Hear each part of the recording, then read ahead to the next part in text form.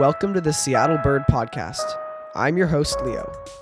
In this episode, we're going to profile the Redhead, a rare duck that has been seen for over a week now at the south point of Lake Washington. At the mouth of the Cedar River, local birders found a female redhead. It's grayish-brown all over and the size of a mallard. If you want to see it in person, either use your field guide or look for other birders who can identify the bird. The reason why local birders are flocking to the mouth of the Cedar River is because the redhead is a rare species in Seattle during this time of year. Redheads usually only visit our region during migration. However, the true motive behind this episode of Spotlight Bird is to play you this fantastic bird call.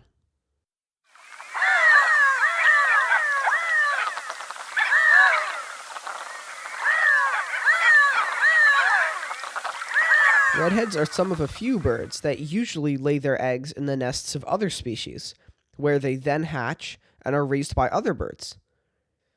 They usually have other ducks raise their young, but they have been observed laying eggs in the nests of American bitterns, which are super cute birds related to herons, or even northern harriers, which are raptors. Let's hear that call again.